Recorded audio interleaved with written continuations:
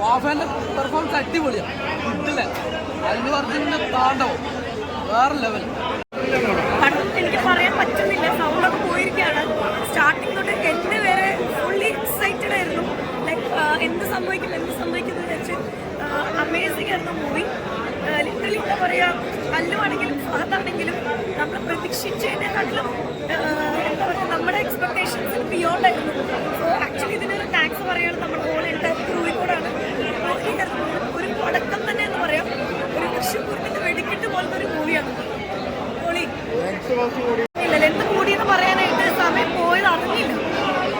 അതിൻ്റെ പത്താണെങ്കിലും എന്താണെങ്കിലും ടോട്ടലി എല്ലാ ഇമോഷൻസും അടങ്ങിയ ഒരു മൂവി എന്ന് തന്നെ പറയാം. శ్రీయకొండ నుంచి లెక్క మొదలవుతుంది, అస్సలు లెక్కేలేదు. సుకుమార్ ర్యాంపేజ్ വളരെ നല്ലതായിരുന്നു. ഫസ്റ്റ് ഹാഫ് ഏറ്റവും ഗംഭീരമായിട്ട് ഫസ്റ്റ് ഹാഫ് സുകുമാറിൻ്റെ സിനിമയിൽ നമുക്ക് മനസ്സിലാവും. സെക്കൻഡ് ഹാഫ് എന്ന രീതിയിൽ ഒരു ഹാപ്പി കൂടെ എൻഡിങ് പരിപാടിയാണ് ചെയ്യുന്നത്. ഓവർ ഒച്ചപ്പാടുന്നോട് ഞാനാണ് ചെയ്യുന്നത്. ഫസ്റ്റ് ഹാഫാണ് ഗംഭീരം, സെക്കൻഡ് ഹാഫ് ഓക്കെ.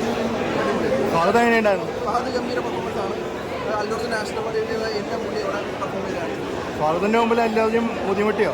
ഇല്ല, ഫഹദിനേക്കാൾ ഒരു പടി മുന്നിലാണ് നാഷണൽ അവാർഡിൽ എല്ലാ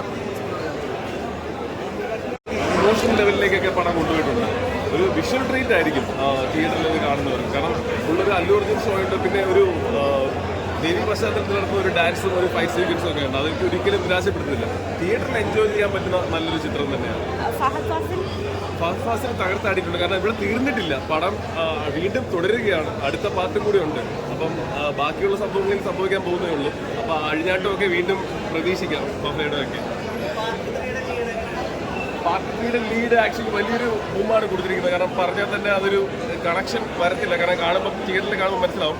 പാർട്ട് 3ക്ക് വേണ്ടി വലിയൊരു സ്ഫോടനാത്മകമായ ലീഡ് തന്നെയാണ് കൊടുത്തിരിക്കുന്നത്. അത് തിയേറ്ററിൽ കാണുമ്പോൾ തന്നെയാണ് മനസ്സിലാവുന്നത്. അത് പാർട്ട് 3 കണക്ട് ചെയ്തിട്ടുണ്ട്. അപ്പം ആൾക്കാർക്ക് പ്രതീക്ഷ നൽകുന്ന ഒരു സംഭവം തന്നെയാണ് പാർട്ട് 3യിൽ കൊടുത്തിരിക്കുന്നത്.